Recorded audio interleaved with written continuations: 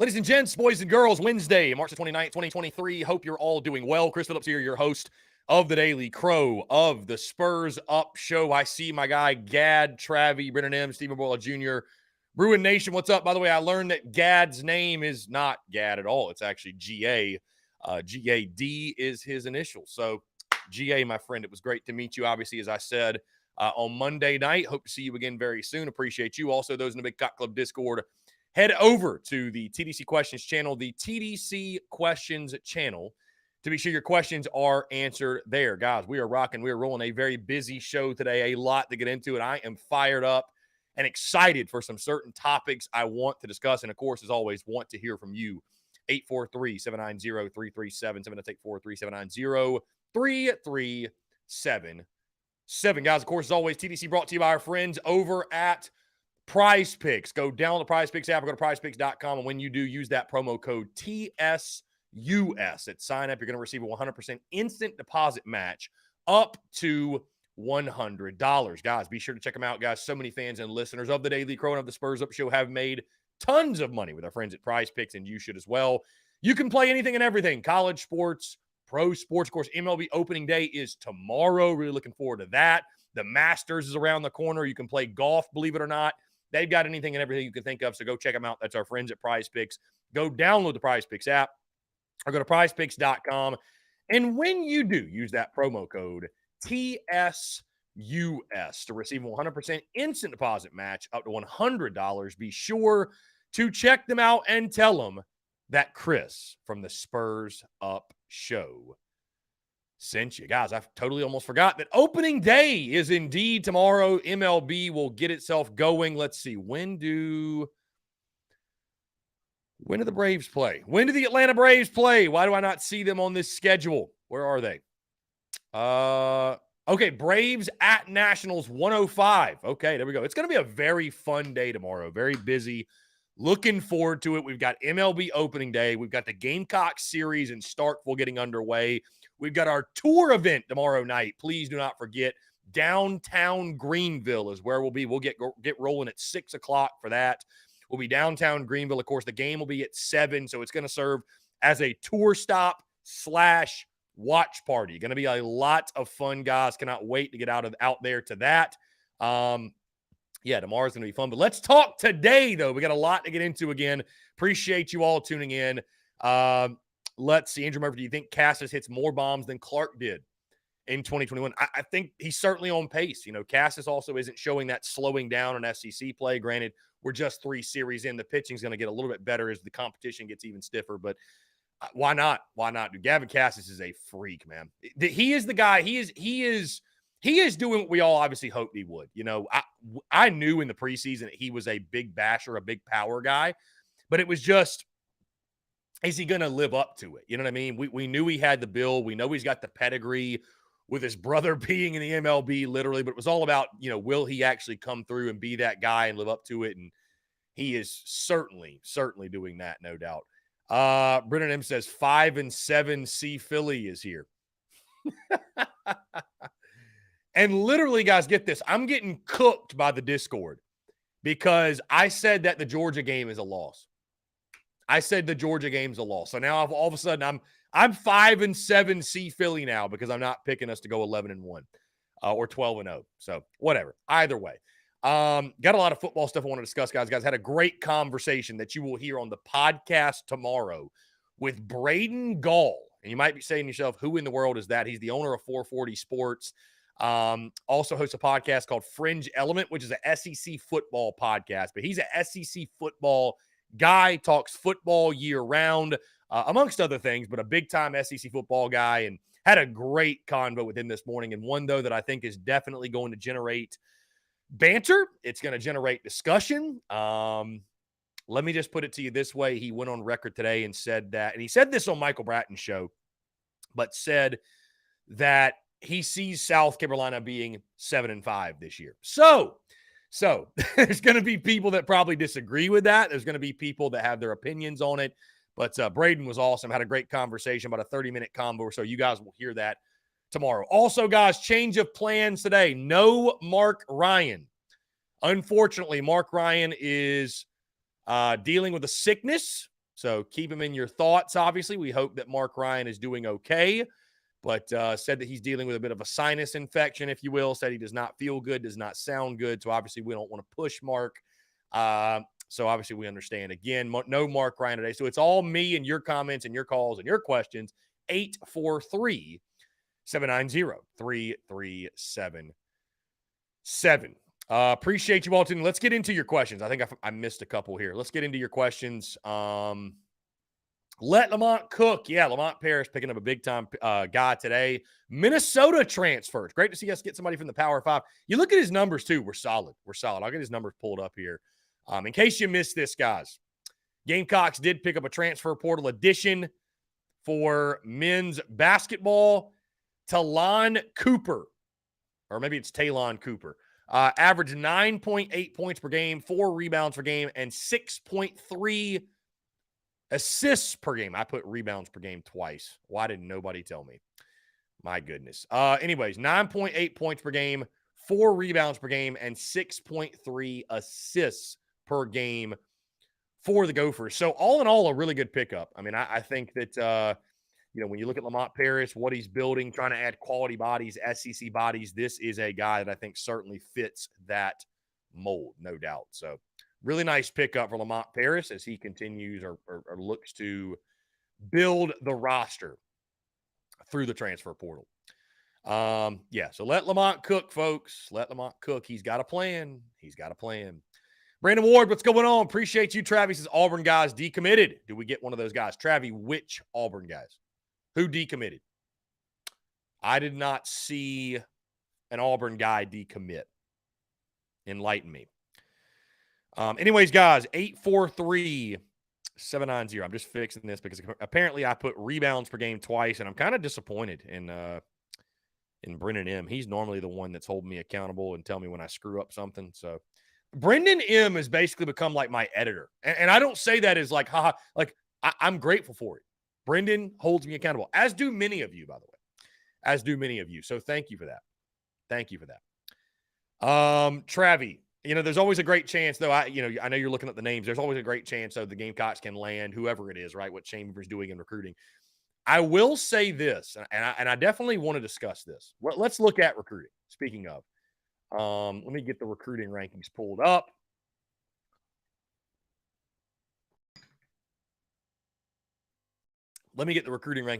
Here.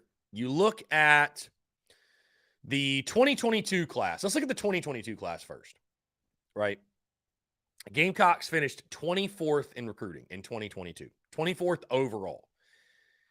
SEC rankings, South Carolina finished 10th in the SEC. You then move to 2023. Nationally, the Gamecocks rank 16th and finished 16th in the country. So a nice ascension there. When you look at SEC rankings, Carolina finished 7th in the SEC.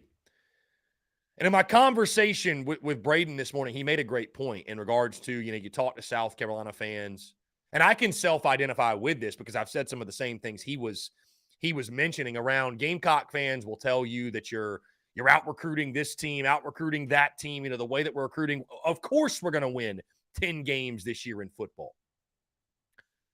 But when you look at the SEC recruiting rankings, it is a very humbling reminder of just how tough it is to win in the SEC, the best conference in all of college football. And so I look at this, and I still say I echo what I said the day Shane Beamer was hired, and we talked recruiting and what he has to do to get Carolina football to the next level. I think early on, guys, bringing in talent is important because we've had this discussion. What's more important, talent or development?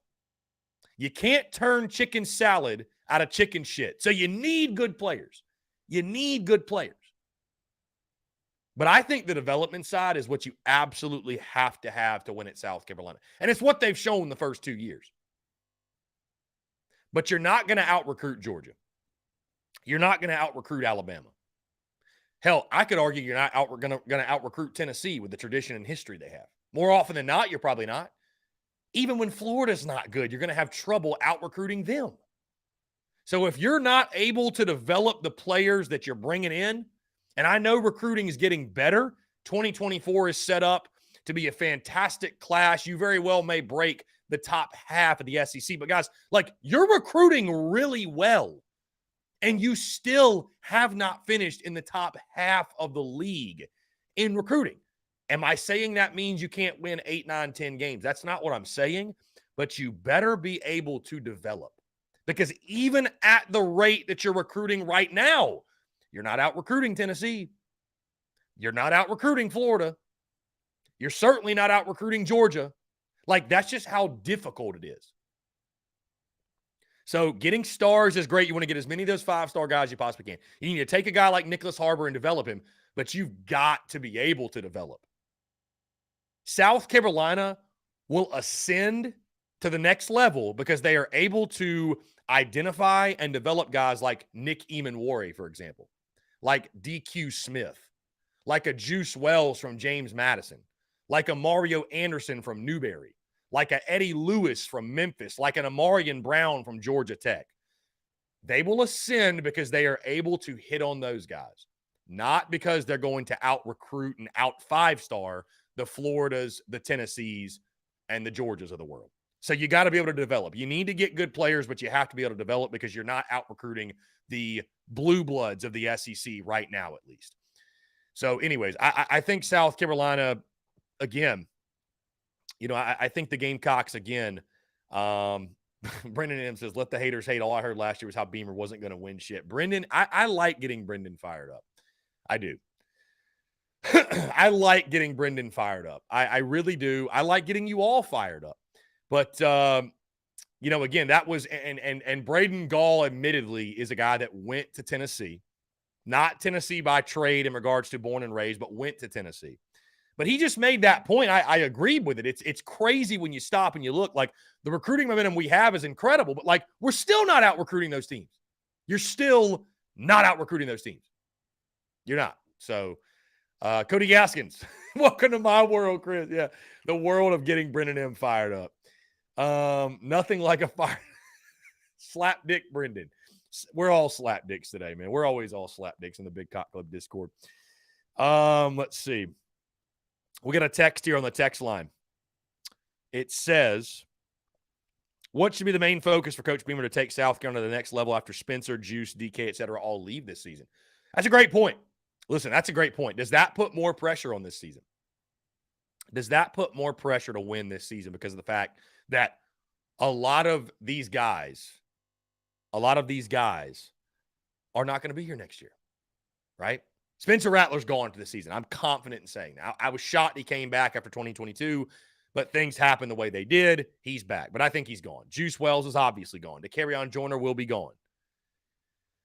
So, yeah, I mean, it's, I think the biggest thing is you're going to have to hit on a quarterback. I think what the Gamecocks do at the quarterback position will be fascinating. Is it just like Lenoris Sellers? Is that the no-brainer?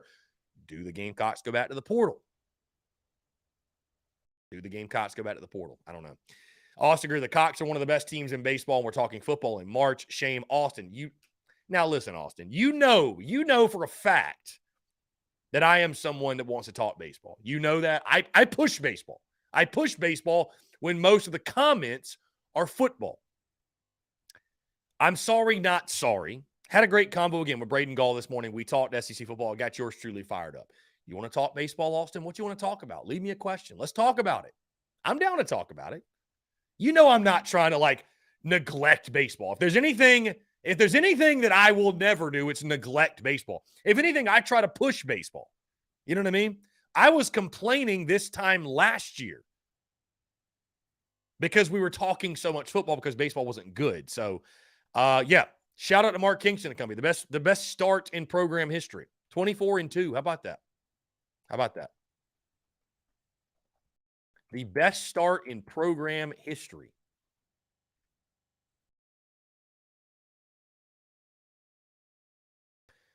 Which is true because that 2016 team started 23-2 and then lost their next two games, College of Charleston and Vanderbilt. They fell to 23-3 and 23-4. So 24-2 is indeed the best start in program history. You know, there were a lot of ways that this season could have gone, right? All the pressure around Kingston, bringing in Monty Lee, flipping the roster with the transfer portal, all the returners. We all thought this team would be better. But if you would have told me in the preseason, South Carolina is going to have their best start in program history, 24-2, and it may get better after this weekend. How many people would you have believed me if I told you that? Would you have believed me? Austin Greer, is Wes Clark a starter on this team? I think Wes Clark's probably your DH, Austin. I think he's fighting for the DH spot. I mean, he still hit a lot of bombs, dude. He wasn't very good in SEC play, but he still hit a shit ton of bombs. So I think he's a starter, Austin, but I think he's probably your DH. I think he's probably your DH. It would depend on the day in the lineup, though. It would depend on the day in the lineup. I mean, I think that you got to put some respect on Wes Clark's name. I know he didn't swing it very well in SEC play, but I mean, the dude hit like 20 homers, man. Like there's a place for a guy like that. I can assure you, there's a place for a guy like that. There's a place in the lineup for a guy like that.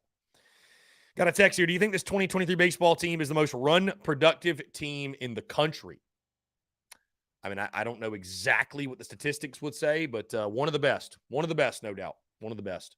One of the best, if not the best. One of the best, if not the best, for sure. Again, guys, 843-790-3377. That's 843-790-3377 here on this Wednesday, March the 29th, 2023. The final week in the month of March. How about it? Final week in the month of March. Crazy. How about this? Next week is Masters Week. I was like, dude, it's getting here. It's upon us. It's upon us. Let's see. Ruben Nation, I heard Nick E got bigger and faster, and footwork is night and day from last season. If so, he's going to be scary. No doubt, Ruben Nation, he's going to be a leader on a defense. There's no question. So, there's no question. Okay, Bruin Nation. So, Travis, you were talking about basketball decommitments. I did not know that. Basketball decommitments. Gotcha. Again, guys, these phone lines are wide open. They're wide open. Let it hear you guys. Great win last night, of course. Gamecocks taking down the Citadel. A blowout win. A 7-inning win, by the way. Dude, what's up with Gamecocks softball, man? What's up with the softball program, right? What's up with the softball program? I don't hate to call them out. I was going to say, I don't hate to call them out. Losing via run rule to Clem Sucks, who's had a program for, 4 years? 4 years? 5 years? Something like that? Losing via run rule, and then you post the final score, and you turn off replies. There is nothing softer. If you are the official team account, your Gamecock softball, your Gamecock football, your Clem Sucks football, anybody, you're the official team account, and you can't post a final score, and I'm talking to South Carolina too, you can't post a final score, or you turn off replies to the final score. Like, there is literally nothing softer than that. You're the official team account. It is literally your job to post the score and keep fans of your team who inevitably follow that account. It's your job to keep them updated with what is going on, and you don't even have the sack to post the final score. And then for Gamecock softball last night, you post the final score, you don't mention it was a run rule game, and you cut off the replies, which makes it even worse. If you don't do that, people give you hell, but whatever, you keep it moving. But like the fact that you cut off replies urged people even more to talk crap to you.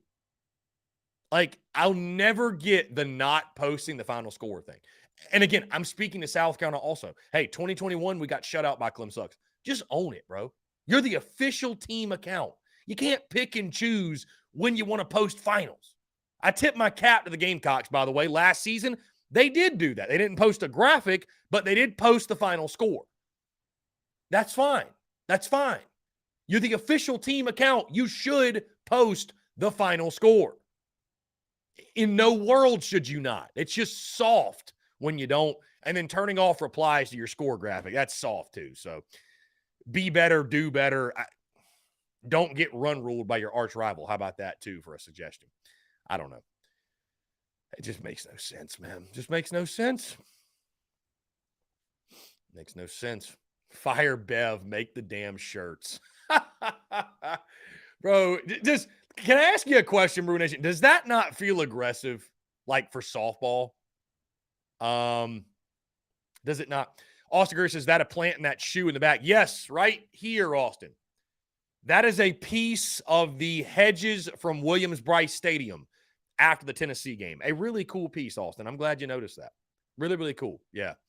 That is my piece that I grabbed from the hedges at Willie B after the Tennessee game. So really, really fun stuff. Really fun stuff. Let's see. Andrew Murphy, Usto and Kate Austin and James Hicks against the Citadel has to be against the Geneva Convention. I'm so lost at that comment. Austin Greer, Sanders isn't even in the top 25 pitchers in the country per D1. Wonder how his draft stock is currently. Yeah, what did we say? I think he was 84th by D1 baseball. I think so. Slayer of Queens, Chase. It's funny how Skyland has caught in a few weeks with us still, or has not caught in a few weeks with us still rolling. Literally only calls if we're losing or struggling to pull one out. He should be first in line for the Kingston kissing booth. Chase Youngblood then replies, I generally don't mind Skyland calls, even with the negative tone, because he does know ball. But it is funny that he hasn't called in. Chase then replies, I agree. There's a lot worse calls we hear from other callers. He knows his stuff. I'm just saying he's a known Kingston hater. Just funny. He's AFK. I love that. I don't know where Skyland's at. Skyland did call me after the game last night, but yeah, I don't know. Rick, no Mark Ryan today. Mark Ryan is under the weather, sick. So no Mark Ryan today. No Mark Ryan. You just got me for 2 hours. Just got me. Hunter Kelly asked, could we stream the LSU game? Hunter, I'm not exactly sure what we're going to do for the – oh, man. I saw – so Gamecocks men's basketball retweeted John Whittle. So I somehow saw John Whittle's tweet, and I clicked on John Whittle's profile thinking that maybe I was unblocked, and sure enough, we are still blocked by John. One of the funnier ones, John Whittle. Oh, man. Anyways, let's see. Anyways, no Mark Ryan today. I don't even know where I was going. Oh, the LSU series. I don't know exactly what the plan will be, guys, because we've got the tour. We'll be at Ale House Woodruff Road for game one of the LSU series on Thursday night, next Thursday, right? So that'll be that, but I'm thinking about possibly live stream watch-alongs Friday, Saturday, maybe even going to Founders Park. I really don't know yet, to be honest with you. I don't know yet. Just stay tuned. That's also Masters Saturday. I really don't know. I really don't know.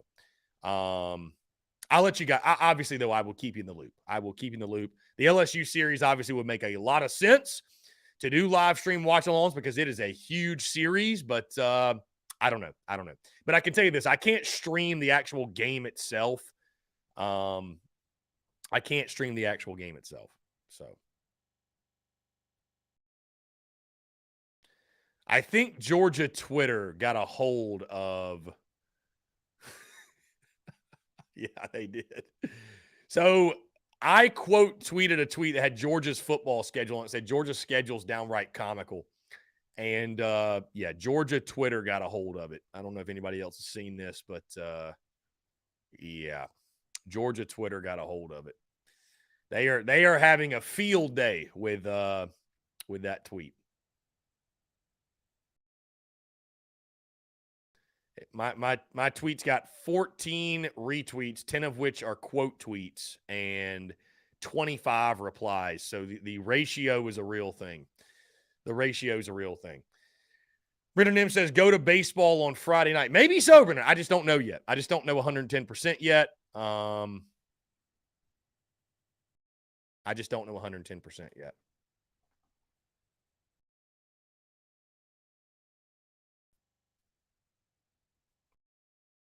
Anyways, guys, 843790337. 7 Austin Greer, do you think Casas can play first in the pros? Seems like as bad as at a pro level. I think so. Austin. I think he definitely can play first. I mean, I think that's going to be his position.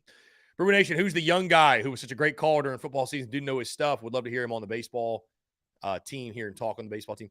That was Walker, my friend. That was Walker. Yeah, hopefully he'll be at the Fort Mill. The Fort Mill tour stop. That's where they came out last time.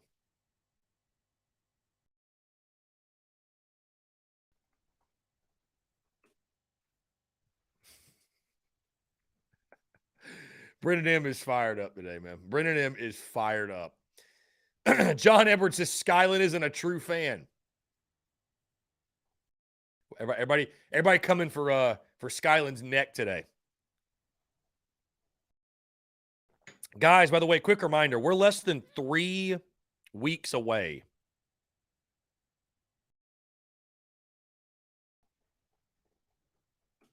We're less than 3 weeks away from the spring game. You see the cap, you see the merch every day. TSUS.store. Get your Beamer Rattler 2023 merch today so you can wear it to Williams-Brice when you go to the spring game. Be sure to get that. Let's see. I got a text here. Per the Big Spur, Eli Jones is taking the reins in game 1. I actually did hear that last night as well. So apparently there is a rumor. There is a rumor that Eli Jones will be your game 1 starter, which I think would be very, very interesting to say the least. Very interesting to say the least. Let's see. I don't know. We've heard nothing official. I mean, that to me, here's the thing. Here's the thing. I've given my opinion on the Will Sanders thing, but I will say this. Our pitching is so good and our depth is so good. Like, I still feel confident the Gamecocks will, for example, win this weekend. I really do. Like, I believe in our pitching. I believe in our pitching depth. What I don't understand, though, is if you're going to make the move, why would you not slide James Hicks into a starting role? Why would it be Eli Jones? I understand Eli Jones has started before, but is he really your best available? I mean, is he really, and no disrespect to Eli Jones, I think he's a quality pitcher, but is he really like your 4th best pitcher? That's what you're saying. Is he your 4th best? I just don't see it. And here's my biggest question too. And again, this isn't official yet, but this is rumored. It's not official. It's just rumored. But here is my question now. Let's say you bump Will Sanders out of the weekend rotation. Let's say you bump him out this weekend. How does Will Sanders win his job back? Like, what does Will Sanders have to do to win that job back? Is he able to win it back? And I just think that when you make that move, one of the other reasons I don't like it, if you stick with what you got right now, you need one guy to figure it out. You just need Will Sanders to get off the schneid and get it going and pitch the way you know he's capable, right? You need one guy to figure it out. If you move him out, you put Eli Jones in there, you put James Hicks in there, you shuffle guys around. Well, now you've got multiple moving pieces. You need Will Sanders to get it going. You need whoever replaces him to get it going. You need everybody else to react the same, and you need them to be consistent and pitch the same. Now you've got multiple moving pieces. Why not just bank on one guy getting it going versus asking multiple guys to do different things they haven't done this season? And again, I go back to like, what now if this does happen? What does Will Sanders have to do to win his job back? Like, I mean, is he even going to be able to? Is it just giving Will Sanders 1 week off, which I think would be an interesting move to say the least? I don't really like, I don't know. I don't know. On one hand, again, it's like you're playing Mississippi State, so you can experiment a little bit. They're not very good. State's not good. You should be able to win either way, truly. But on the other hand, I mean, again, it just, I don't know. I don't know. It will be a risk no matter what. Listen, it's a risk to keep rolling Will out there the same way. It's a risk to change things up. Until what's sounding like from behind closed doors that things will be changing up this weekend. I do agree you don't want to go into LSU and be tinkering with things. You just don't. Because Paul Skeens is coming whether you're ready or not. He's coming. Paul Skeens is bringing 100 whether we are ready or not, right? LSU's lineup, which is one of the best in college baseball, they are coming either way. They are coming either way.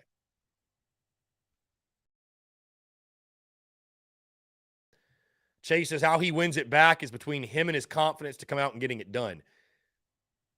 I mean, I guess Chase, he's just going to have multiple like really good appearances or really good outings, or maybe maybe it truly is just like a 1 week off thing, and he's going to pitch out of the bullpen. He's going to pitch out of the bullpen this week. I have no idea. I think it's fascinating, honestly. I think it's absolutely fascinating.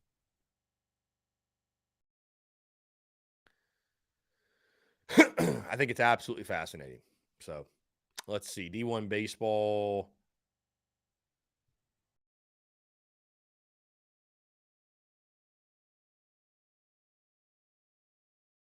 Mike Rooney talking about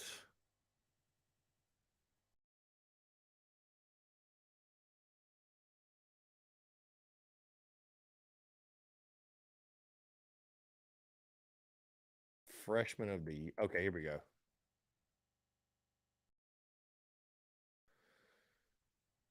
So Mike Rooney just wrote an article on top freshmen. He did mention Ethan Petry, by the way. He mentioned a bunch of guys. So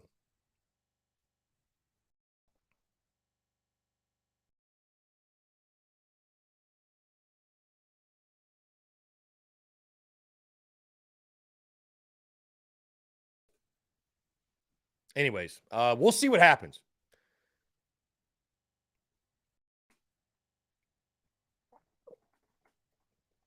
We'll see when that happens.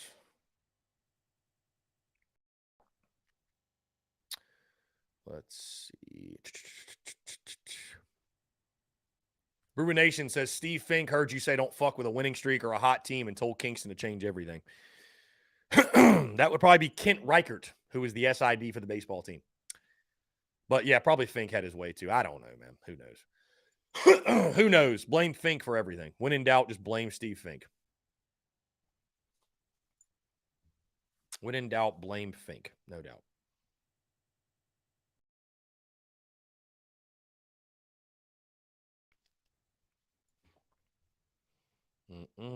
I'm very intrigued. I'll say this: I'm very intrigued to hear about, because it'll probably come out while we're on the show.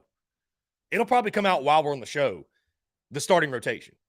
We're gonna learn today, right? We're gonna learn today, and I'll be recording the podcast for tomorrow later this afternoon, and we'll kind of we'll dive into it.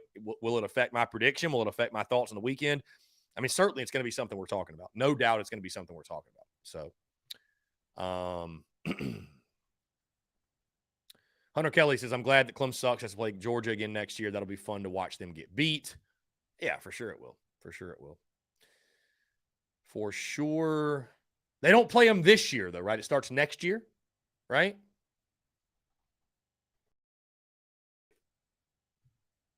Yeah, because Clem sucks opens with Duke this year. Yep. Okay, so they don't play Georgia this year. They don't play Georgia this year. That starts next year. Okay. Yes, Lamont did get a transfer guy. Yeah, big time pickup, I think. Really big. Chase says, yes, he is our ace. Put up the stats you've been told you're capable of dishing out, or take a step back and work it out till your ace status is earned back. I mean, again, Chase, is coming out of the pen and throwing decently good enough to get the ace status back? I don't know. It'll just be, I'll tell you this, it'll be really interesting to see how he responds to it. It'll be interesting to see how he responds to it.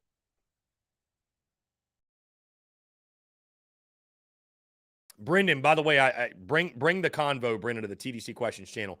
Did Josh Pate pick Carolina to lose by 17 plus to Clem Sucks this season? Is that what you're telling me? Has he already picked that game? Because if so, I didn't know that. If so, I did not know that.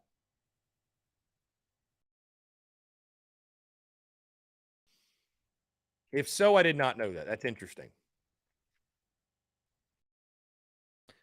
I highly doubt there will be many, if any, Gamecock folks out there that will be picking the Gamecocks to lose to Clem Sucks this season. I will be very surprised to see it. But I will tell you this, guys. And, you know, I'm not – Austin Greer's got me hesitant. Austin Greer's got me hesitant to shift the convo from baseball to football. Okay, gotcha. That was last year. I was about to say, Brendan, that seems kind of crazy that he would, you know, yeah. Shane Hall says, why are people saying you're getting banned? It sounds like they're soft and can't handle the truth. Shane, who is saying that? Who's saying I'm getting banned? From what? Banned from what, Shane? Banned from what? Please fill me in. But Austin Greer, no chance Eli Jones is going to start over Sanders. That's idiotic. Apparently, Austin, that is the rumor.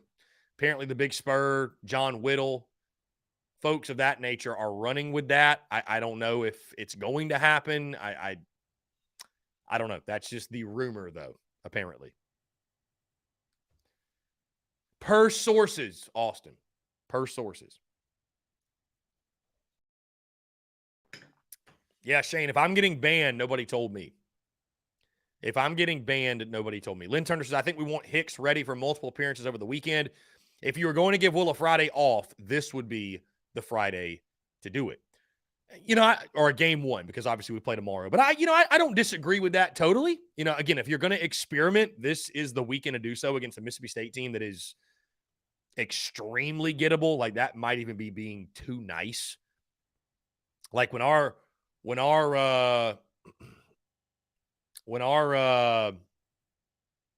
graphic comes out breaking down the two teams and comparing stats, it's going to be wildly skewed to the Gamecocks.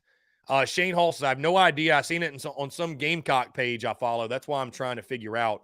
Shane, shoot me a screenshot. I'm curious. Normally I don't care, but I really am curious, Shane. If you can DM me whatever the heck you're talking about, I would love to see that, because I want to get a good laugh today. I want to get a good laugh.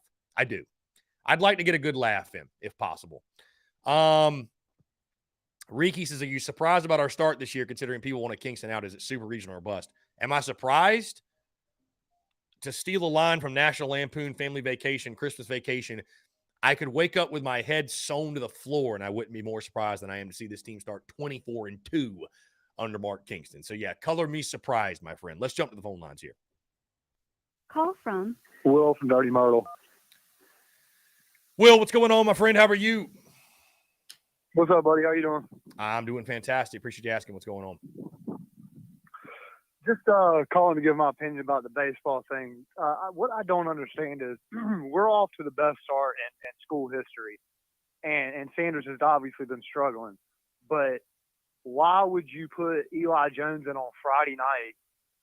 For one, when you don't mess with a winning streak. Two, why would it be him of all people to put in that Friday night spot? I don't think we should touch it at all. But if we did, shouldn't Noah Hall slide up to that Friday night spot? You know what I'm saying? Like, I don't understand the logic in putting him there when you're putting you're supposed to be putting your best guy in that Friday night spot. I just don't see how Eli Jones is our best guy for that spot right now. I feel like we're tinkering with something. We just need to let it rock. He could get his confidence back against this terrible ball club. At least you would think, right? Right. Like, Will could get his swagger back maybe this weekend and be ready to start. You know, that treacherous SEC stretch we got. Rather than you sit him now, and then when are you going to bring him back? Yeah. Who are you going to bring him back against? You know what I'm saying? Like, I don't get it. Yeah. I mean, listen, I tend to agree with you. I would keep rocking what you got. You know, I've stated my opinion on it multiple times, but yeah, Yeah, I don't know, man. It's all rumor right now. It's all per sources. We may be just kind of freaking out for nothing or anything like that. But Right. you never know. I mean, again, the Big Spur, John Whittle, folks like that are reporting it, so you would think there's some traction. But I agree with you. I would keep rolling. I would let our guy figure it out. Let Will Sanders figure it out and go from there. But I guess if you're going to experiment, this would be the weekend to do so. But I mean, it's weird to experiment being 24-2. It is. It's weird. Yeah. It's weird. But it's also a good weekend for him to get off the schneid as well. You know what I mean? It goes both ways. It's also a good weekend for maybe him to get that confidence back. So I just feel like, man, we're rolling right now, man, and everything just seems to be going good. Don't tinker with it. Don't mess with it. Because if you do, when we start sliding, people are going to immediately say, see, you should have just left the shit alone. If you tinker with that lineup and then all of a sudden things are off a little bit. But it just seems like everybody's just, clicking. And even with Sanders pitching the way he's pitching, I mean, he really only lost one game for us, right? I mean, that Clemson game is the only good game I could pinpoint that he actually absolutely lost. So, I mean, the run support's been crazy for him. And last year he was pitching and had no run support. So it's like, it'll work its way out. But let's just not abandon ship yet. Let's just keep it going until you have to make a change. Not now. I would agree. That's just my personal opinion. That's how I'd roll with it too, my friend. But we shall see. Again, we may be just it may just be a bunch of smoke, whatever. It may not be anything to it, but it will be very, very, very interesting if they do make that change going in the weekend. Very interesting. And on another note, last night, great game. Another seventh inning called in the seventh inning run game. It's just crazy that we're able to put up runs like that now. And another one for Cassis. What's that? 14 now. Yeah. Home runs. Yeah. I mean. Yeah, we've just bashing the ball. We've come a long way, man, because again, it was about a year ago to the date. It was a year ago to the date. I got the notification this morning. Year ago to the date, South Carolina lost to PC at home. So we have come a long way, my friend. Very long way. Yeah.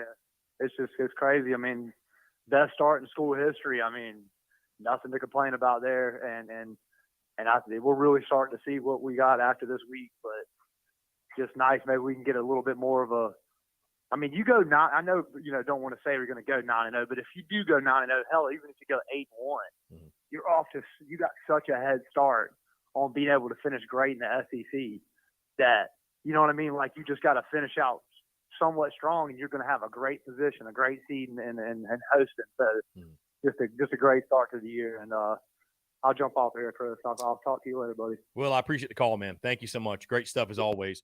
Will from Dirty Myrtle, I think he makes a lot of great points. And I mean, what a start it's been, guys. Incredible. I keep getting comments that we've been reported. Where? Where? I haven't seen it. Apparently, I have not gotten the memo. Apparently, I have not gotten the memo. Shout out to the homies, by the way. The Cane Bay boys, who actually came out to my watch party in Somerville for the Florida game, all rocking the Big Cock Club hats last night. Shout out to them. How about that? Love to see the boys representing. Let's see.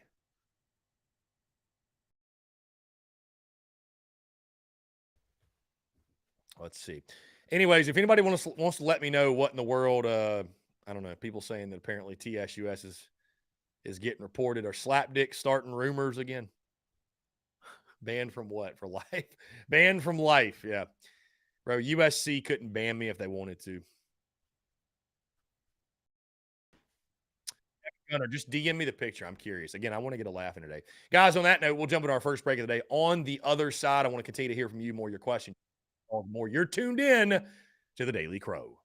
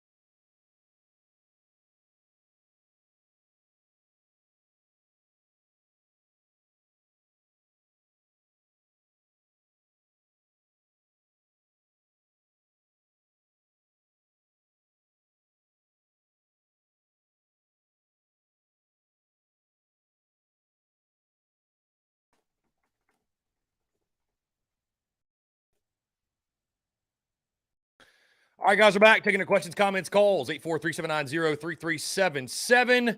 That is 843-790-3377 here on this Wednesday, March the 29th, 2023. And I just got this screenshot, it looks like, from, by the way, shout out Kevin Gunter who sent this over.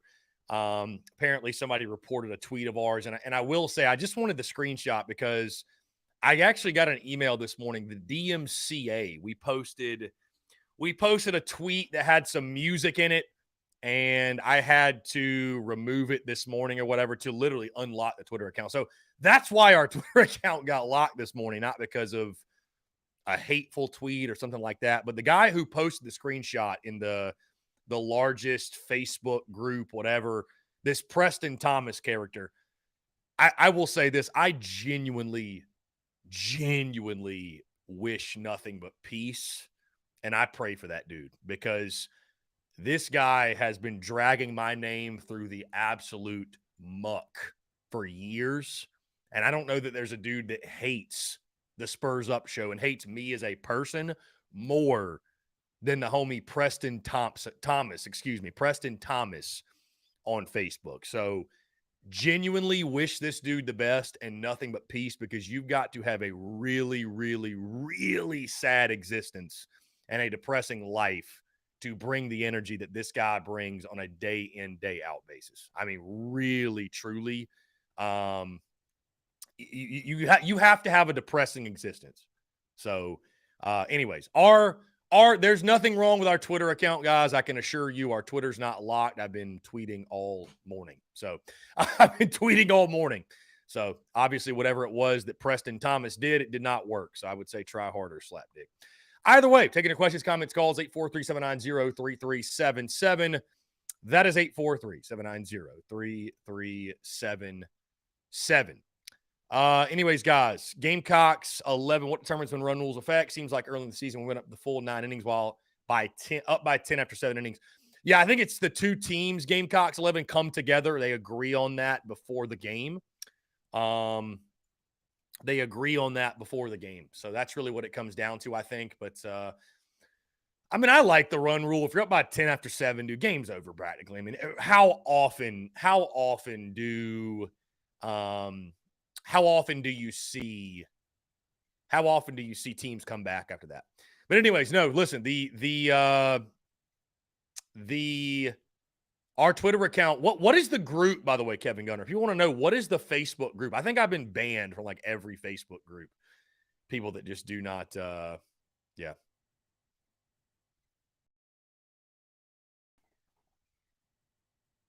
Yeah. So I've been banned from basically every single Facebook group. It's funny though. People are trying to say that like we've been banned from Facebook. The Twitter's getting taken down. Guys, we're operating completely as normal, my guy. Yeah, we've been operating completely as normal, and all the funny rumors and all the bullshit, all the shit talk on social media is the same repeated rumors and shit talk over and over and over and over and over again. So, and I would say this, guys, if the Slapdicks truly had any power or there was any legitimacy to anything that had ever been said about TSUS in a negative light, like we wouldn't exist. Like we just flat out wouldn't exist. So I'll just leave it at that. Anyways, 843-790-3377. To the guys, it's 843-790-3377. Braddock, opening day is tomorrow for the Braves. They're taking on the Nationals, 105 first pitch. Opening day for the MLB all day tomorrow.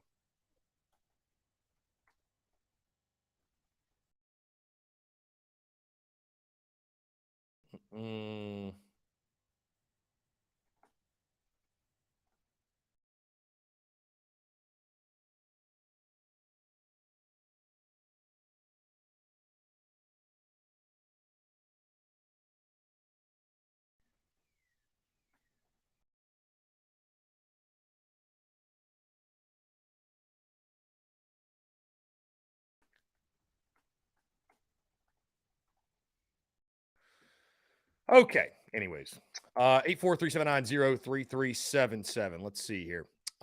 Just had to throw up a tweet, just letting everybody know, hey, we're not banned or suspended or anything.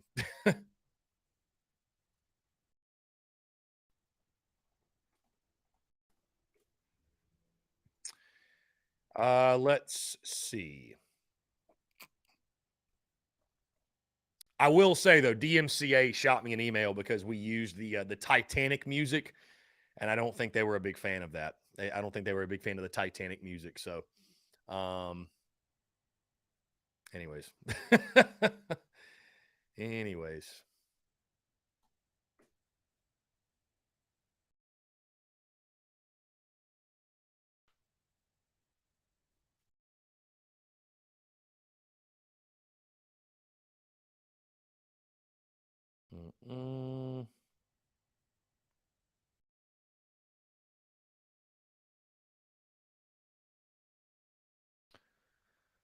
Guys, taking the questions, comments, calls. You know, it's funny, guys. I don't normally like to, or I mean, I will sometimes. It depends on what the content is.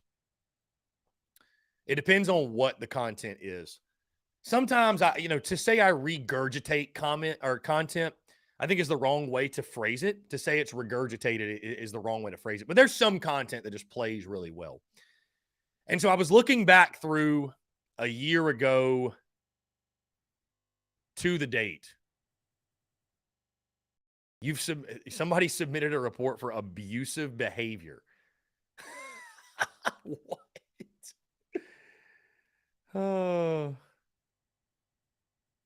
Abusive behavior of what?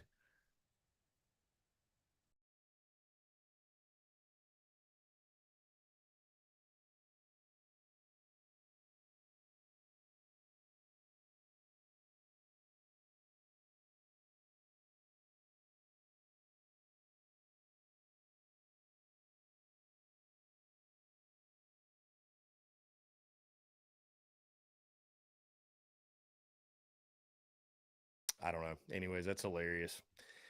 Brendan Kuhn, what would you have said if I told you last month after 26 games, Gamecock baseball would be 24-2 and 6-0 in SEC play? I wouldn't have believed you. I wouldn't believe you. Coleman, was it a slapdick tweet? Was it a slapdick tweet? Huh. Well, I can tell you this. It's going to take a lot more than one report of a tweet to get us banned. I can tell you that. So good luck. I would say best of luck, my friend. Best of luck. Best of luck. You're going to need to do more. You're going to need to do more.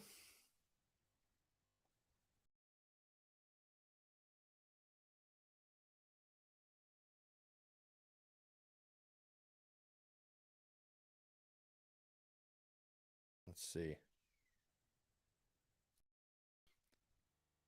I'm just reading all this. I have not seen any of this. That's hilarious.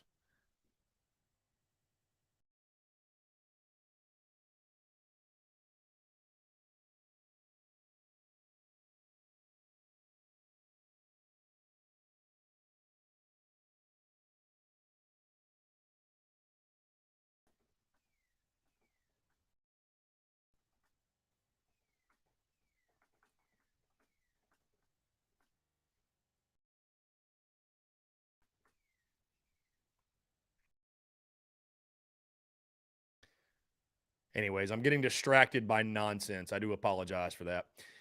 I'm getting distracted. Was I slandering the great Dowell? Was I slandering the great Dowell? But anyways, guys, the point that I was getting to was the point that is slapdick now a triggered word? Can you not say slapdick on Twitter anymore? Is that what it is? The FCC is yeah, I don't know. Anyways, like I was saying, I don't normally regurgitate content, but there's some content that plays really well. So it was a year ago to the date. The point that I was getting to, a year ago to the date, I asked this question and I posed this hypothetical going into the 2022 football season. And I find myself a year later now, feeling similar in regard to the 2023 season. And here's what it is. As you look at the 2023 football schedule, Gamecocks play UNC in Charlotte, Furman at home, at Georgia, Mississippi State at home, at Tennessee, bye week, Florida at home, at Mizzou, at Texas A&M, Jacksonville State at home, Vandy at home, Kentucky at home, and Clem Sucks at home. So I ask you this question, and Michael Bratton, our good friend on that SEC podcast, posed this hypothetical, the hypothetical over-under win total of 8 on his show. He believes the Vegas win total will be at 8 games. I'm not exactly sure what he took, but Braden Gall, our guest tomorrow, took the under. So the feeling is that South Carolina is going to be floating around that 8-win, maybe 9-win territory. So a year ago to the date, I posed this hypothetical. I'm going to do it again because I think the responses are fascinating. On one hand, I will give you a guaranteed 8-4 season. You sign on the dotted line, the Gamecocks are going to go 8-4 in the regular season. I'm not going to tell you which games are going to win or lose, but you got 8-4 guaranteed.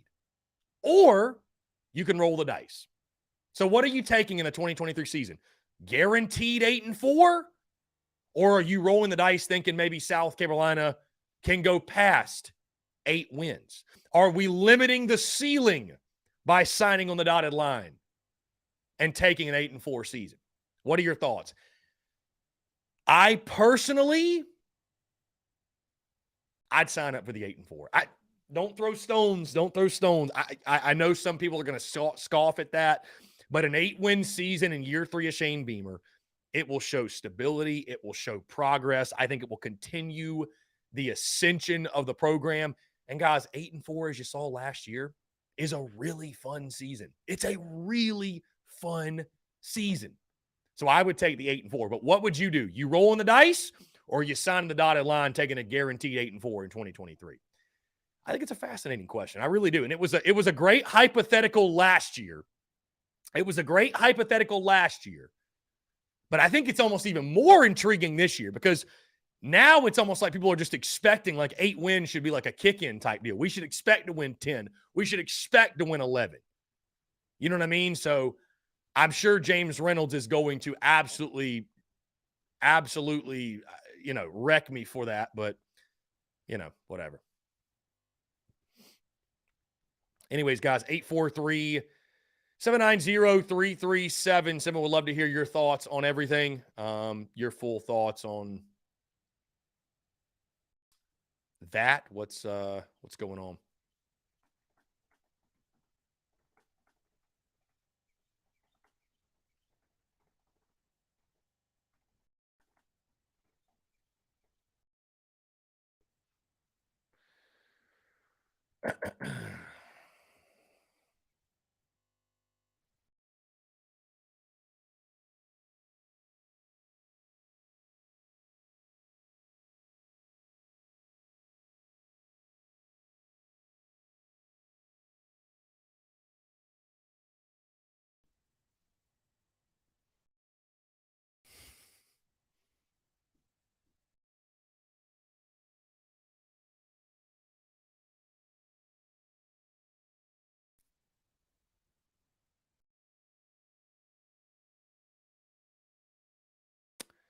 Let's see. Coleman Hall says,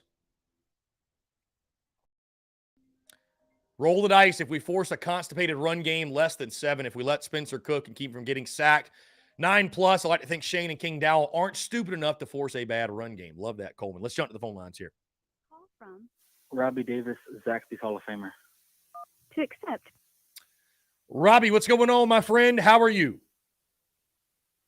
I'm doing good, just resting after my first walk of the day. So Nice. I'm doing fantastic. How are you? I am doing great as well, my friend. I appreciate you asking. Okay, I got 2 things, all right? Are you ready for them? Yeah, go ahead. One. Fire away. Okay. One, okay, we have the arms on this pitching staff. So if Will Sanders winds up not pitching tomorrow, I'd be okay with it, to be honest with you, because we have shown in the last 26 games we have arms besides Will Sanders and and I know Will Sanders has not had a great start to his 2023 campaign, if you will, but we have the arms, so why not use them?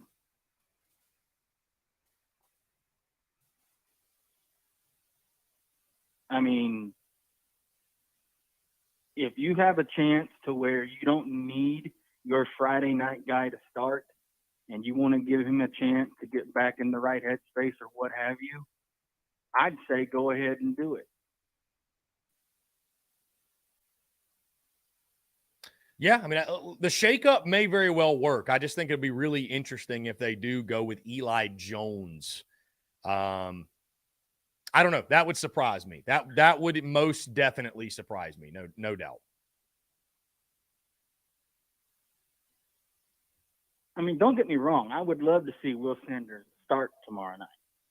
Mm-hmm. But if it doesn't happen, I'm fine with that solely because of, like I said, we have the arms, so why not use them? Mm-hmm. I don't even remember a time where our pitching staff was this deep aside from 2010 and 2011. Yeah, it's really good, man. Our pitching depth is fantastic. So, I mean, that's going to help you win a lot of ball games, man. It's going to help you win a lot of ball games when you got the pitching we do. I mean, it's just, yeah. And like I said yesterday, in order for any team to beat us, you're going to basically have to. I think we've proved over the last 4 games. In order for you to beat us, you're probably going to have to run rule beat us. Mm. Because we have the bats right now. And I was solely based off of, how good we've been hitting the ball and how good our pitching has been in these first. What in the world just happened? Did Big Dick Dale get a hold of Robbie Davis? What just happened there? Because I didn't click anything. What just happened to Robbie Davis? Anybody know? I did not touch anything. Let's see here. Call from Robbie Davis, Zacky's Hall of Famer. Robbie, what happened to you, my guy? Did Dale get a hold of you and hang up the phone? What happened? I think Dale's trying to hack my phone, dude. The call dropped. Wow. Anyways, what was I saying? Robbie, I don't even know, man. I don't even know. Anyways. Anywho. All right, I got it. I think all right. I got my train of thought back. Okay. We've proved over the last 4 games that in order for a team to beat us, they're gonna have to run rule beat us, okay? Because whenever the Citadel got up 1 run, I was like, I'm not worried because of our pitching staff and the way we've been hitting the ball. And so this weekend, I actually have us getting the sweep. Okay, I got us getting the sweep, breaking out the brooms. And to the whole 8-4 thing, I think that going 8-4 on a regular basis shows stability. And I think if we have that be the norm, have that somehow become the norm, I think at some point we'll get to where we're good enough to where we're in the conversation to go to Atlanta and possibly make the playoffs. I don't know who I have us beating or losing to, but I definitely could see us having an 8-4 season. And I could live with an 8-4 season for a while, because if you start having a winning season on a regular basis, that helps with recruiting, and you can get the right guys in, the right guys that believe in what you're trying to build, and guys that want to prove that you can win a championship at South Carolina. Yeah, I thought it was a great pickup today, the Minnesota transfer. I'm excited for what Lamont's building, man. You're going to have to do that. You're going to have to build in the portal, get quality Power 5 guys. You need SEC bodies. So that was a good pickup today. I think that'll be a guy that plays a lot, plays immediately for you. Probably going to be a starter if I had to guess. So you definitely You mean football? You said basketball. I said 8-4. Oh, okay. I thought you were talking about Lamont there for a second. But I heard about Lamont picking up Yeah. the guy from Minnesota. Yes, that's a good or whatever. Or you said Minnesota, right? Yes, the portal guy we got today Okay. was Minnesota. That yes. a boy Lamont doing exactly what I said. You need to attack that portal and get guys, man. There's some guys from College of Charleston that are in the portal. Pick up those guys. Those guys are good. I mean, for crying out loud, they were really good. They weren't just good. They tournament. were really good. They were really good. They were really, really good. So I say, go after them, man. I mean, geez.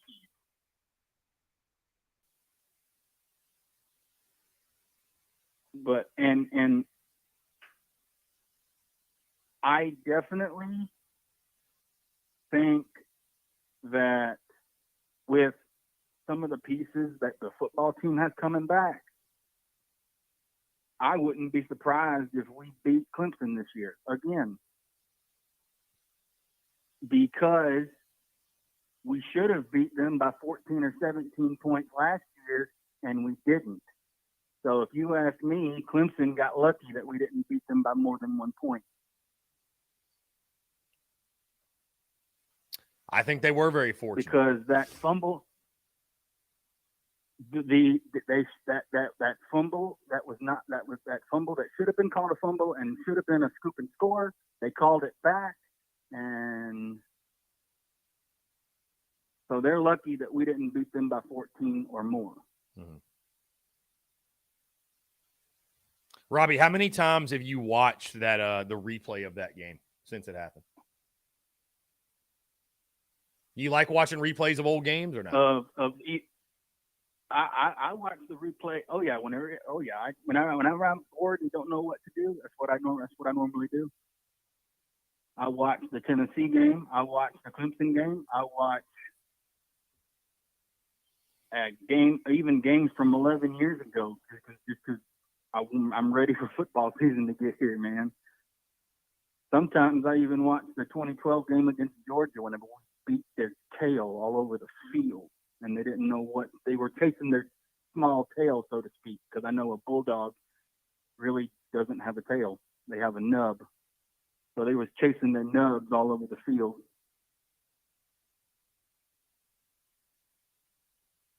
So that's a fun one to go back and rewatch, though, for sure. That is a fun one to go back and rewatch. So, and if I had to pick a national champion right now for football, I can't believe I'm about to say this. It would make my friend Mike Diamond pretty happy, but I'd probably pick Georgia to win the whole thing again. 3 straight. That's unprecedented. But possible, no doubt. I mean, it's who's going to beat them? Probably going to go 12-0. So probably, but like I always say, you still got to play the games. Just because you're better on paper don't mean you're going to win. You still got to go out there and play the game.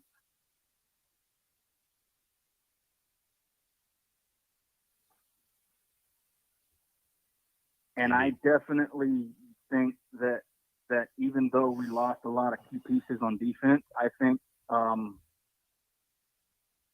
having a brain fart. Even though we lost a lot of key pieces on defense, Clayton White. Yeah, that's the name I was trying to. Yeah, my tongue is not working well with my brain right now. If I do believe that he can get guys ready before the season, and I think we'll be better at stopping the run, because the last couple of seasons we have not been very good at stopping the run, and we're going to have to make teams that are obviously better than us one-dimensional in order to beat them. Yeah. And I think if we can force them into obvious passing situations, I think we can give teams some fits.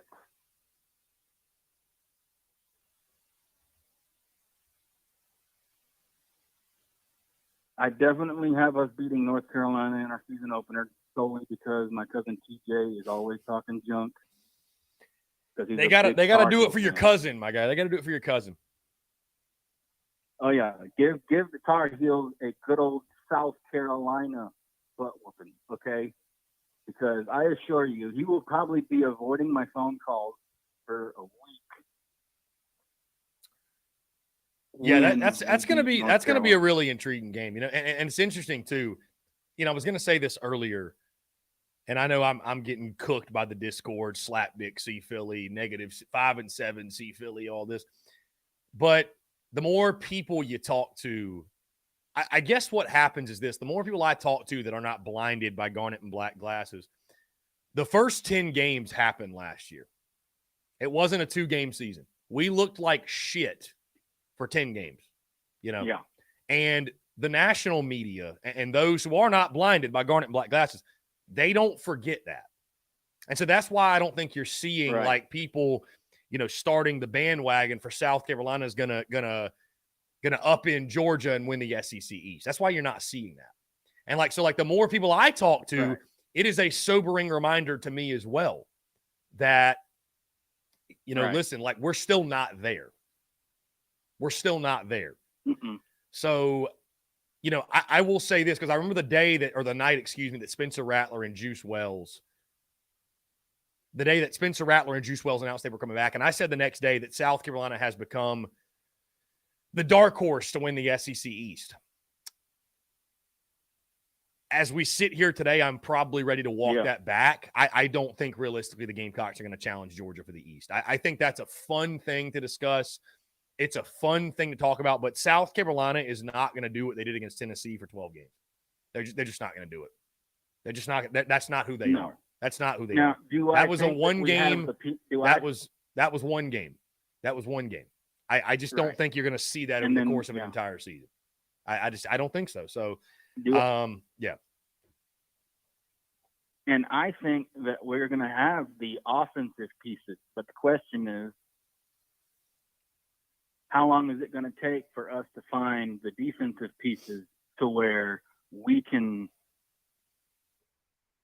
give people fits on both sides of the ball, and even special teams for that matter? I'll just throw that in there. Find the right guys, put them in the right position, coach them up correctly, give them the stuff they have to run. And as long as you go to the right spot and you block or tackle or whatever you need to do to the right person, everything else will fall into place. Because a lot of the times whenever you're on offense, whenever a play don't work, it's because somebody on the offense didn't do something correctly a lot of times. Very good point. So if you have everybody on offense working as a cohesive unit and blocking who they're supposed to block, you will get positive yardage just about every time. And if you attack on defense correctly, that offense is not going to be able to go anywhere. If the linebackers fill the correct holes, if the defensive lineman takes the right angle, if the safety takes the right angle to try and back down a pass or get an interception, one of those two things are going to happen if they take the right angle. But if you take the wrong angle, you're going to get burnt every single time. Because it's all about angles. If you take the right angle, everything will fall into place and it'll work. The blockers get in the right position, the tacklers get in the defense gets in the right position every time. You will make a team have absolute nightmares getting prepared for you during the week, and then before you know it, you're already in their head before the kickoff has even happened.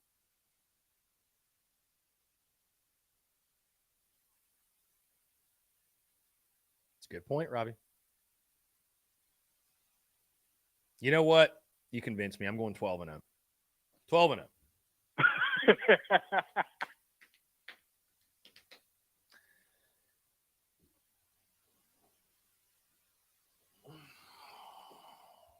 I definitely think, I also think that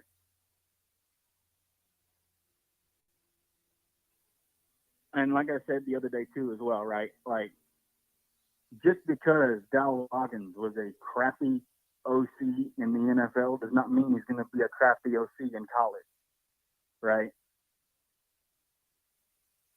Because even though they're kind of similar, they're also not similar to an extent when it comes to college ball and professional ball. Indeed. Because in college ball, every team has a handful of good players or very good players. In the NFL, everybody is just as good as you are because there's a reason why they're in the NFL. If we have the right pieces in the right positions for Dowell Loggins to do his thing, I think we can give teams fits. Give them headaches and give them nightmares.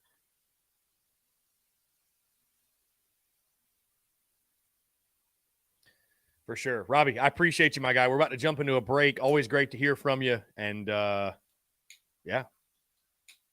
I'm fired up, Awesome. man. Great. I'm fired up. Have a Thanks great to you. rest of your day, and I will see you in a couple of weeks. Yeah, man. I'm looking forward to it. That's going to be a lot of fun. Go Cox, and to heck with Clemson. To heck with them. Bunch of farming losers. We need groceries, we'll give them a call. And if I need a lawyer, I'm calling somebody from USC. I love it. Robbie, well said as always, my friend. You're the man. You too, buddy. Have a good one. Yeah, man. Take care. Great stuff from Robbie Davis. What a legend. Always a pleasure. We got our folks going crazy. You know, it's wild, too. I'm catching so much hell from the Big Cock Club Discord, and my way too early predictions were 9-3. I mean, you would literally think I picked us to go 5-7. And these slap dicks, it's just not good enough for those slap dicks. It's never good enough for the BCC slap dicks. But that's why we love you. That way, listen, we give each other hell. That's what's beautiful about it. Our guy Cody Gaskin, stand on business, is going on record. He's putting 500 on Carolina to beat Georgia. So there you go. Anyways, guys, 843-790-3377. We'll go ahead and jump into our second break. On this side, I want to continue to hear from you. More of your questions, your comments, your calls, and more. You're tuned in to the Daily Crow.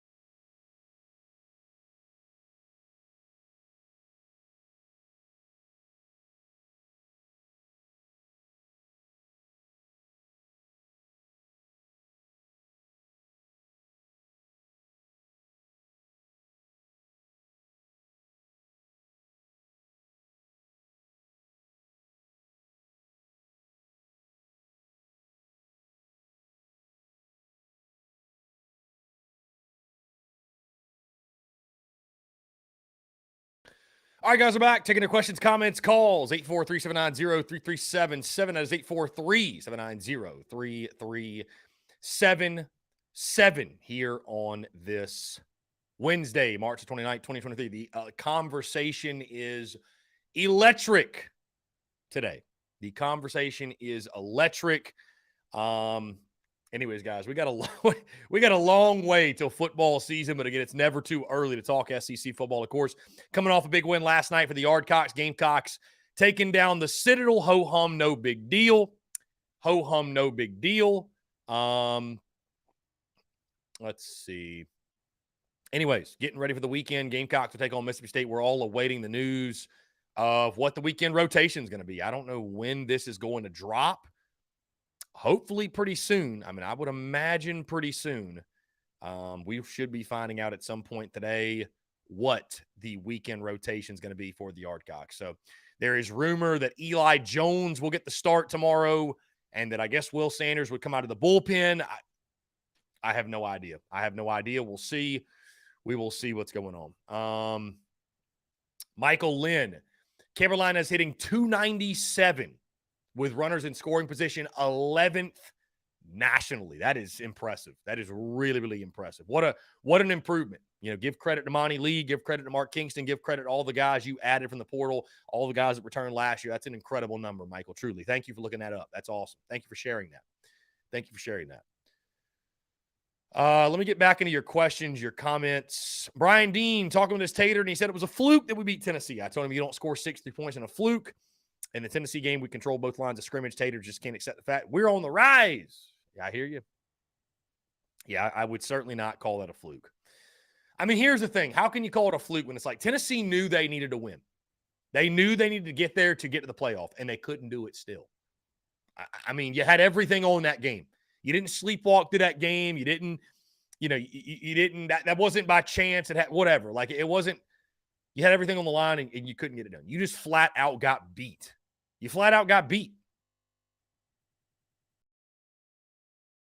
There's no other way to put it. You flat out got beat. So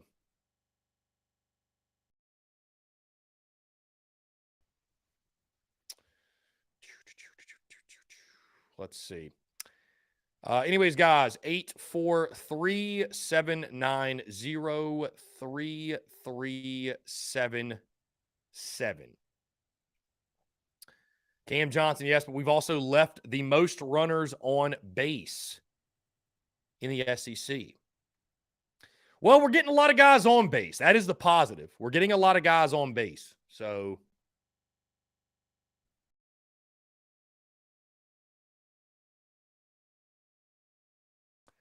that is at least the positive, no doubt.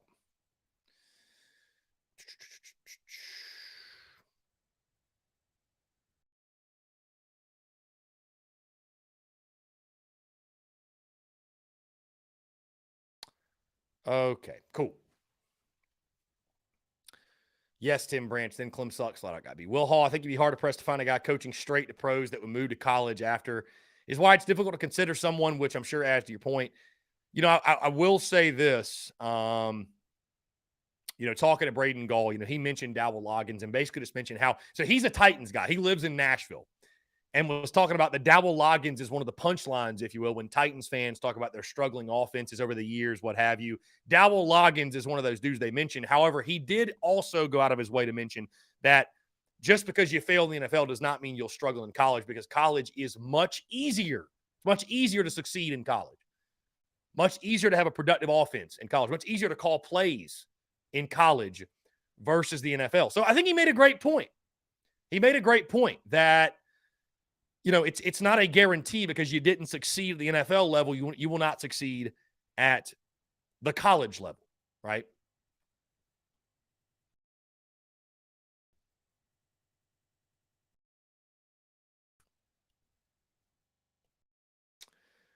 Isabella, a year ago yesterday, I stumbled upon your reaction video loss against the Citadel. That video is the main reason I started tuning in. Isabella, love that. Love that. Thank you. I'm glad that was enough to get you to tune in. Skyland says, Jones is going tomorrow. Skyland, are you just going off of what we've all heard, which is the big spur and John Whittle's per sources, or do we actually have something official? Do we have something official? I don't think we have anything official yet, but we're all awaiting the news, which will be just a very strange thing. It'll be a very strange thing, no doubt. I don't know how I really feel about it, to be honest with you.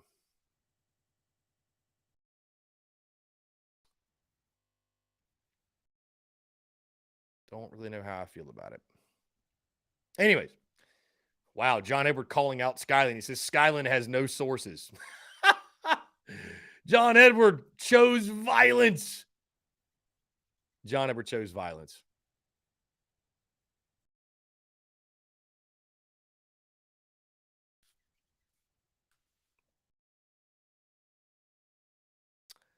Let's see.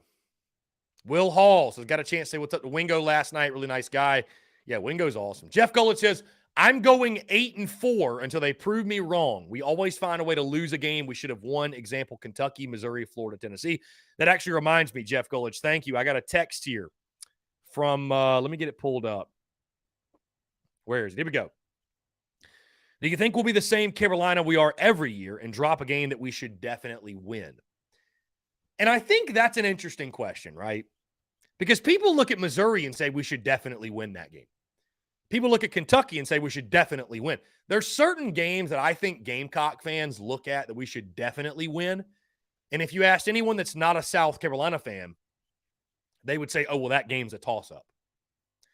So Vanderbilt, we should definitely win. Furman, we should definitely win. Jacksonville State, we should definitely win. Now, to your point, to that question's point, for example, Missouri last year, you were favored. You were supposed to win, and you didn't, right? You were supposed to win, and you did not. So if you're asking me a game like that, is there going to be a game that we are favored in that will drop? I mean, guys, I look at this season this way. I think we're going to beat Florida. I think it's safe to say I think we're going to beat Florida. Could we lose to Kentucky? Devin Leary, Liam Cohen. Yeah. South Carolina could absolutely lose to Kentucky. I know the game's at Willie B. I get it. But the Gamecocks could lose to Kentucky. Could you lose to Missouri again? Absolutely. I picked it. I think you absolutely could lose to Mizzou at their place. What are other? Could you lose to Mississippi State early in the season with a retooled secondary? Yeah. I don't think it's going to happen, but I think you could. I think it's a toss-up. I think you could lose it. I may side that one with a victory, but like, is it a concerning game with the secondary? A little bit. I'm not saying they're going to be great, but a little bit. So are any of those I just mentioned, are those no-brainer wins? Are they just kick-in wins? Could you lose to Florida? I mean, we should have beat them last year. They weren't very good last year. I mean, 3 of your 4 losses last year came to 6-6 teams. So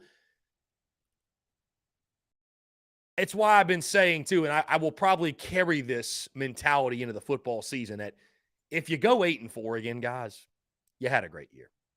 You did. I think, again, you had a great year. I mean, there's certainly a part of me that wants to really go overboard and drink the Kool-Aid that the Gamecocks are going to be 10-2, that, like Cody's saying, we're going to beat Georgia. We're going to challenge for the SEC East. We're going to overtake Tennessee as that number 2 team in the East. Like, I want to believe that. I really do. And maybe if we can plug some holes through the portal in May, June, July, maybe we can do it. But I think there's holes that are going to have to be plugged. No question. There's a lot of things that will have to go right. No question. You need a quality running back. You need quality edge guys. You need consistency out of Rattler. Dowell Loggins has actually got to pan out. And so everybody's got question marks too. Every other team's got question marks. I feel confident right now in putting Georgia at number 1 in Penn and putting Vanderbilt number 7 in Penn. 2 through 6, who knows? I mean, genuinely, truly, who knows? Truly, who knows? I will say this, by the way, because Braden mentions that Tennessee replaces more than South Carolina. They do. And Braden Gall, who, again, I'm at for the podcast tomorrow, Braden Gall mentioned he's got the Vols taking a step back. However, he's got him taking a step back at 8-4, but he's got him taking a step back. Right? And, I mean, it's hard to see Tennessee not taking a step back. What did they win, 11 games last year? They went 10-2 regular season, won 11 games. I mean, you're replacing Hendon Hooker. They're replacing Hyatt. They're replacing tons of big-time impact guys. I mean, for sure. For sure.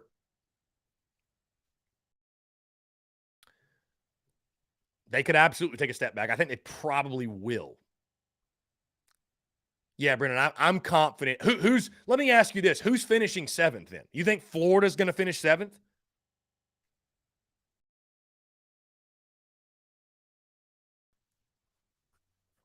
And I'm going to say something that is such an obvious statement, but sometimes the most obvious things need to be repeated. I said it last year that South Carolina football team, the 2022 version, would go as far as Spencer Rattler took them. I think that may be even more true this year because I don't think your defense is going to be great. I think you're going to struggle defensively. I really do. You're going to have to score points to win games. You're just going to you're going to have to score at a high level. You're going to have to score points at a high level. So if this team gets to 9 or more wins, it is because Spencer Rattler played like an all-conference quarterback. Truly. If you get to 10 or more, he played like an All-American. Like he had that type of season. Spencer Rattler cannot be average and the Gamecocks be a threat in the East as so many people want them to be. So I guess the question is, when you look at the last 2 regular season games, can Spencer Rattler be that guy more often than the guy that he was in the first 10 games? Because again, similar to last year, even more so, I think, this team is going to go as far as 7 takes them. Which is true for a lot of teams in the SEC. It comes down to quarterback play, but it's so true for South Carolina. He's got to play well. He's got to play at an elite level for the Gamecocks to, I would say, exceed expectations once again.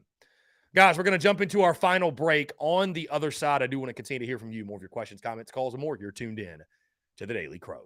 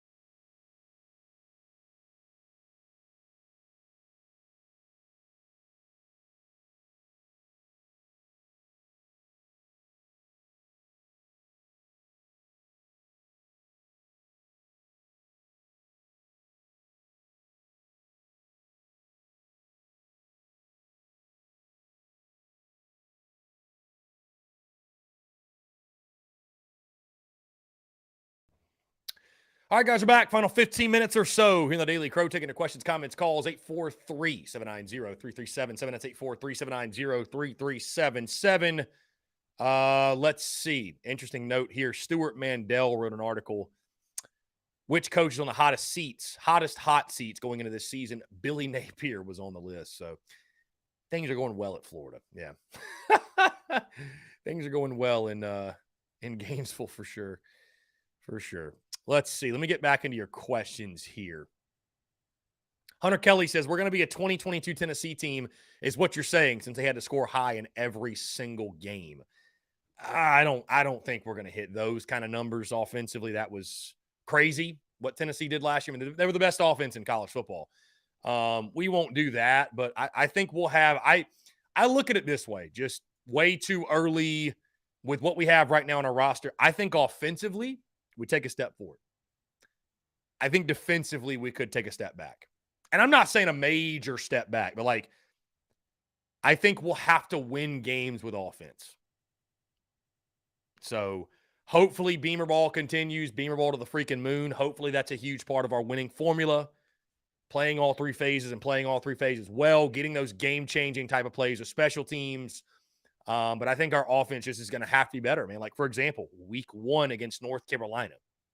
Like, you can say, I know Brendan will have some smart-ass comment about UNC and how they crumbled at the end of the year, whatever. Drake May's pretty freaking good. Like, Drake May's pretty damn good, and that will be a challenge for our secondary. I'm not saying he's going to throw for 500 yards, but it will be a challenge for our secondary. No doubt. No doubt. It will be a challenge for our secondary. So we're going to have to score. Probably going to have to score 35 plus to win that game, I would imagine. So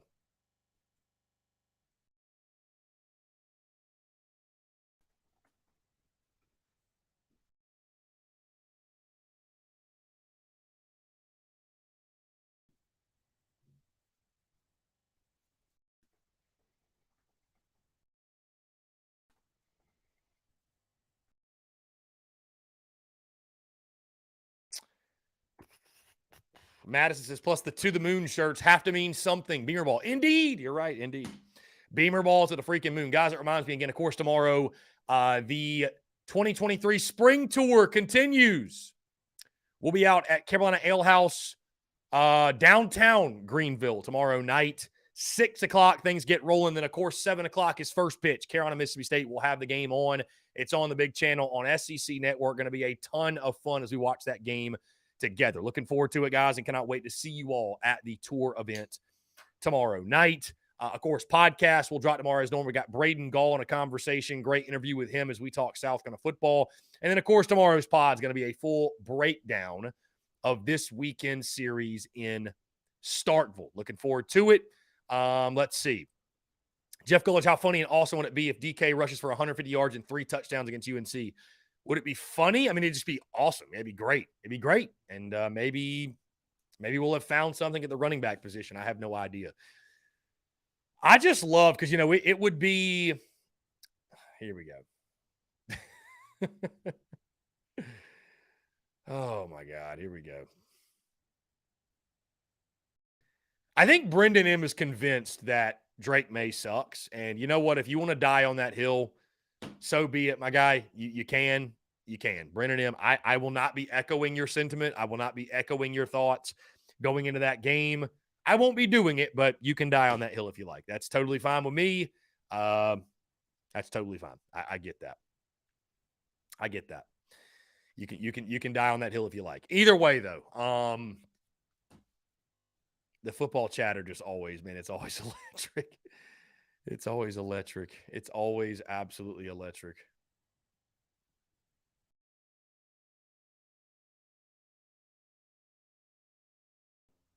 Let's see. Coleman Hall, is there any defense other than Georgia and Bama who can give up a 17 to 24 point per game offense, consistent wins? Coleman, I think I understand what you're trying to say. I mean, yeah, you're right. It's an offensive game, right? It's an offensive game. It's an offensive game. You got to score to win. Jeff Gulledge, I mean, for the fact that DK beat UNC twice, once as a quarterback, once as a running back. That is a good point, Jeff, that I did not think about. I did not think about that. That is a really, really good point. Let's jump to the phone lines here. Call from Hunter. Hunter, what's up, man? How are you? I'm good, man. What about you? I'm doing fantastic. Appreciate you asking what's going on. Yeah, I know it's been a few days since you heard from me. I've been sick and all. Finally got freaking done with that, what do you call it, stomach virus I had. Wow. Glad you're feeling better. Yeah, seems like everybody's having it right now. So with Nicholas Harbor and all, it seems like he's the kind of quiet subject that people talk about now since he committed and all. Seems like at least it seems like it to me that he's like, you know, the quiet subject, like kind of like Austin Stogner, where he wasn't talked about much. So I'm not sure why. Well, he's just not on the roster yet, I think is one thing. He's not on the roster yet. So I think that's, you know, I think we'll talk about him a lot more as we get closer to fall camp and we get into fall camp, of course, and we start hearing about him. But yeah, I mean, he's going to be another weapon on the offense. I think that you try to also keep your expectations realistic for him as a true freshman, but I would also say that I hope he's better than Austin Stogner was, because as much as I liked Austin Stogner, I don't think Stogner was, I don't think Stogner produced at least at the rate that I thought he would. Anyways, but so I think Nicholas Harbor could be a lot better, but I think people are excited for him, and I think that he's going to be another weapon for you. It's just what type of impact can he make as a freshman? Does he really? He's going to be playing for this year, right? Or is it 2024? No, he's playing this year. I'm saying, like, he's not on campus yet. Okay. He will be on campus. I'd imagine he'll get there in the summer and start doing workouts and stuff like that. But I think that's just why he hasn't been talked about as much. I mean, I think that's why you're not hearing as much about him. And I think also just the fact that, he's a true freshman, and we'll see what kind of impact he can make. There's other guys that are older, have more experience, that will, be fighting for touches as well. And there's only one football, right? So, I mean, you got to get the ball to Juice Wells, got to give it to Leggett, got to give it to Joyner, got to give it to whoever's playing running back. But, I mean, Nick Harbor should definitely factor in and should definitely help this offense for sure. Yeah, for sure. I just hope he's better this year. Do you think we're going to be able to see him play in the spring? In the spring, you said? Yeah, spring bowl. No, so that's what I'm saying. He's not going to be here until the summer. He's not at all participating. Oh, okay. I mean, dude, I didn't hear that part. We're literally 2.5 weeks away from the spring game. He ain't. I mean, he's literally finishing his spring semester of high school. So no, he will not enroll until summer at earliest. I would imagine it'd be summer. So okay, yeah, that sounds good. That's all I needed. I just haven't been hearing anything about Nicholas Harbor at all, so that explains why. So, but yeah, I appreciate it, man. Hey, I appreciate the call, man. Thank you so much. Take it easy. Yeah, man. Bye. Take care. Great stuff. 843-790-3372. Yeah, I mean, Nicholas Harbor's a guy I think that we will talk more about him as we get closer to the season.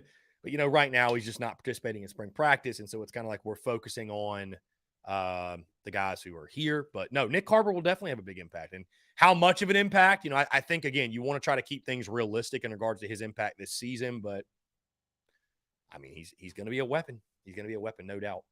Let's see. Brennan M. Rattlers, convinced Rattlers better than Drake May. UNC could have had a playoff spot. All they did was lose to Georgia Tech, NC State, and not even show up against Clem Sucks and lose their bowl game. Brendan, I understand what you're saying. Drake May is still a very good quarterback. With a good season, he could be the number one pick in the draft next year. Don't shoot the messenger, just what I've been told. But anyways, again, if you want to carry the torch that Drake May sucks going in the UNC game, by all means, that is your right. That's your prerogative. You can do that. I will not be joining you, but you can do that. But I will not be joining you. I would like to make that very clear. Anyways, let's see. Panic Ritter. Ladies game concerns me. Clark is just so good. Panic Ritter, if you were not panicking, then I would be concerned. It would just be, I don't know. It would be not a normal day.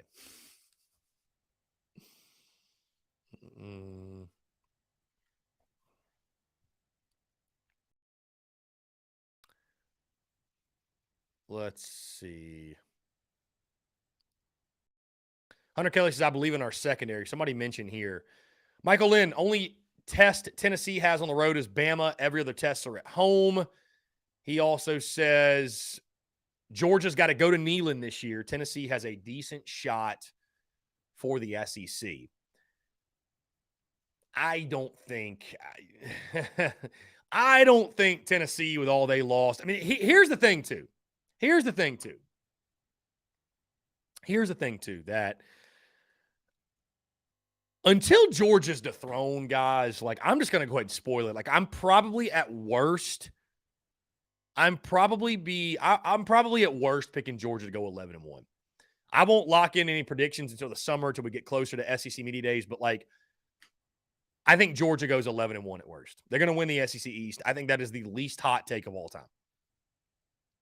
So I don't think I'd be surprised if Tennessee got it done. I would. I don't know that after, again, losing all the guys they're losing, and I know our Tennessee haters, Brendan and Dalton, they're certainly not going to agree with you that they're going to threaten. But Andrew Murphy, Whittle has reported that Eli Jones, Noah Hall, and Mahoney going this weekend on the Big Spur website. Apparently Sanders will be there and available, but they plan to give him a week off for a, quote, mental reset. I guess there you go. I don't know, man. I just listen. They know these players.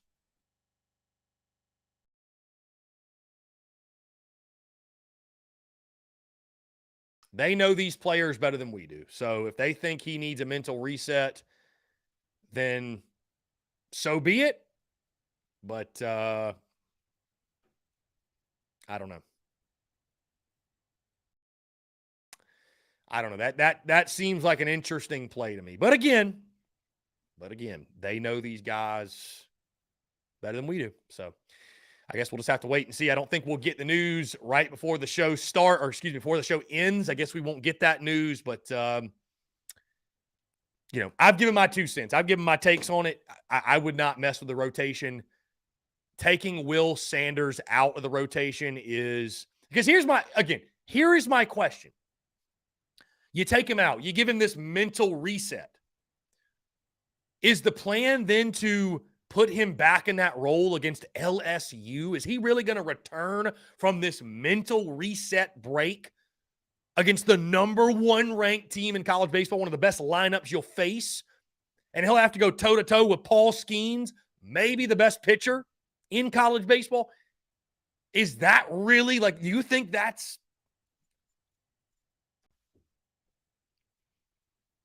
And then let's say he doesn't pitch well then. Then what do you do? Then what do you do with Will Sanders? Is it just done? He's just demoted to a bullpen guy the rest of the season? I'm not saying that, hey, it may work. It very well may work. It's fascinating. I mean, it's just truly fascinating. But you know what? To his credit, Mark Kingston and company, they've been pressing all the right buttons all season long. So you know what? I guess you just got to give it a chance. I guess you have to give it a chance, but it's a very, very, very, very interesting move. Very interesting move. And, dude, Bruin Nation, to your point, if you lose game 1, if Eli Jones doesn't throw well, my goodness, the questioning of the decision, it will flood social media. No doubt. Guys, again, that being said, we have hit or about to hit 2 o'clock. Really appreciative, grateful for you guys tuning in. What a day. What a day on social media. You got people trying to get TSUS off of social media, off the internet. Of course, it never works. So here we are yet again, death, taxes, and people trying to cancel me and cancel the Spurs Up show. And I'll say this because I saw Marion R. say something about, I've never come across a show that I hated and commented on it and had the time to do so. I've got better things to do. Well, Marion, that's because you're not a miserable son of a bitch. And there is nothing that triggers miserable people more on social media than you simply living your best life and being a genuinely happy and fulfilled person. There's nothing that triggers the insecurities of a miserable person more than that. And with that being said, I will bid you adieu. Ladies and gentlemen, boys and girls, appreciate you all tuning in. Be sure to stay tuned to all the content bleeding out of the eyeballs as always. Hope you guys have a great rest of your Wednesday. We will talk to you all tomorrow.